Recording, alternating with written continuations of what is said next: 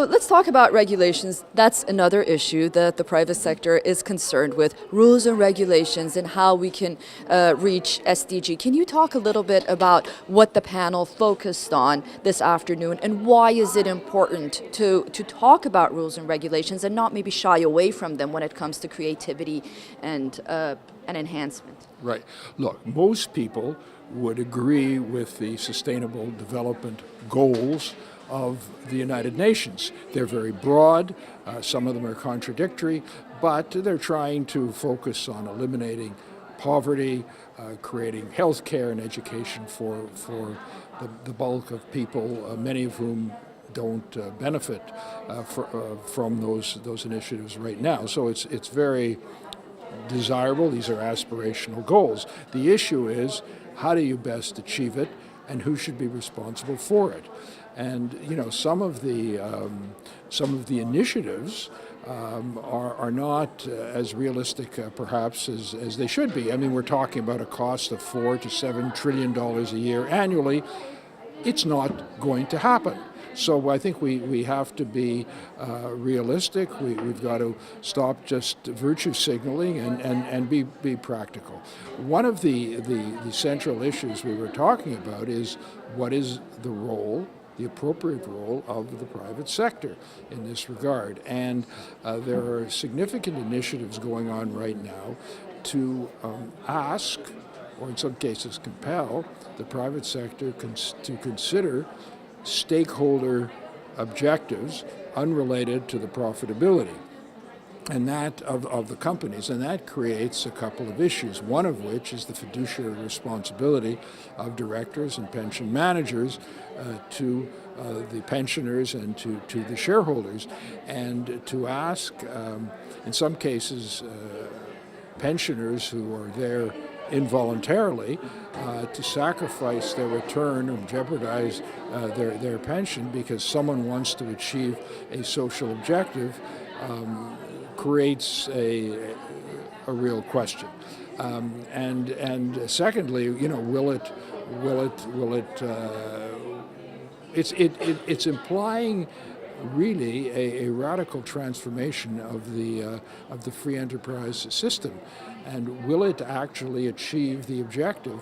And to the extent that it undermines profitability, will it erode employment and prosperity and revenues to government when those revenues can go into social programs like healthcare and education? So you don't want to create a system that is going to actually work against the very objective you want to achieve. So I think we need a little bit of realism about how we go about achieving these objectives. And there was a lot of talk about how wonderful it would be and how important it is to achieve the objectives, but some of the suggestions are, in my view, counterproductive. Now that may not make people too happy, but I think we have to live with reality.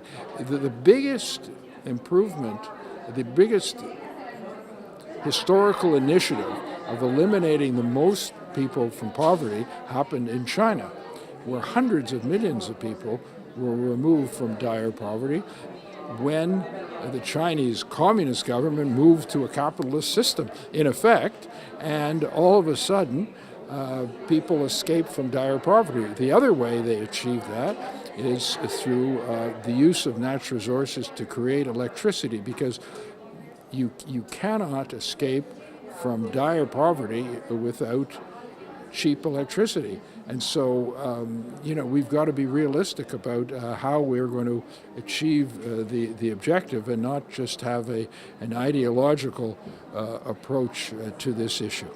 Right, and during your remarks, you mentioned that being ideological is very dangerous in ultimately reaching the Sustainable Development Goals by 2030 and just in society in general.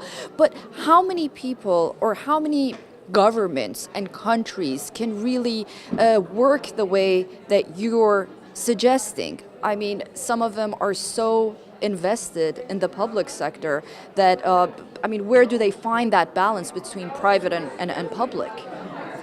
Well, we know that, I mean, there isn't perfection in the market system. No one suggests that there are, but we've got to be extremely careful about moving away from it, because the alternative, a communist socialist system, has resulted in catastrophe. And countries which talked about about helping the poor ended up hurting them. So the people who were hurt most were the people most disadvantaged. So you've got to let the market system work. You have to have rules to make sure that there isn't illegality and abuse, but creating wealth and employment is the best way to eradicate poverty.